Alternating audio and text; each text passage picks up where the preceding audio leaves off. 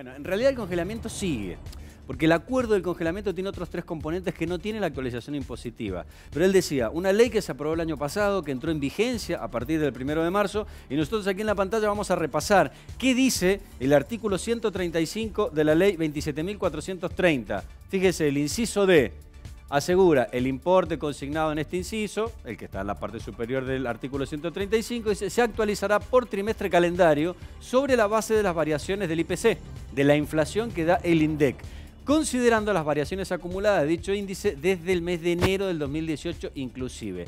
Bueno, esta ley entró en vigencia a partir del 1 de marzo, es decir, enero y febrero no se tomaron en cuenta para hacer la actualización del primer trimestre de este año, pero sí a partir del segundo, abril, mayo y junio, marzo, abril y mayo, viene la actualización a partir de ahora. IPC acumulado, desde el 1 de marzo hasta ahora, 6,7%.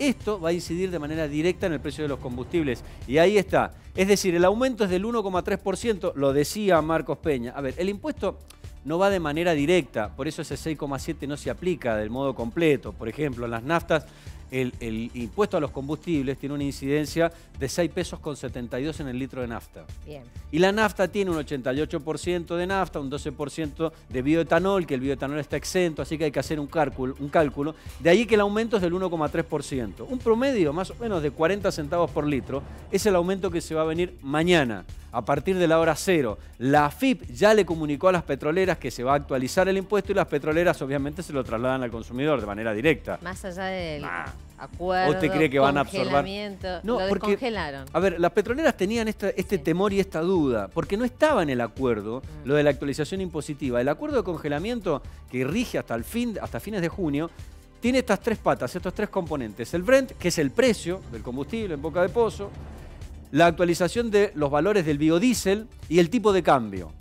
Esto incide en el precio del combustible, estos 3 componentes. Y esto es lo que se acordó. Es decir, todo esto se congela, por tanto se congela el precio del combustible.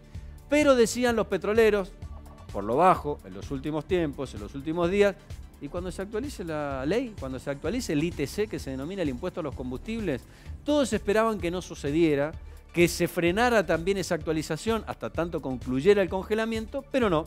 La AFIP les comunicó en las últimas horas que el aumento se aplica, que la actualización del impuesto se viene a partir del 1 de junio, por tanto las petroleras dicen, nosotros tenemos que aumentar. Por fuera del congelamiento, sí, el congelamiento se mantiene en estos otros 3 componentes.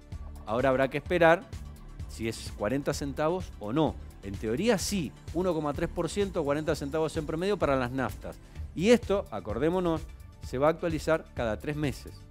Independientemente de que el congelamiento termine en junio y que a partir de julio se venga una actualización por esos otros 3 componentes, cada 3 meses sí o sí vamos a tener un aumento por el IPC. También incide sobre el precio de las naftas.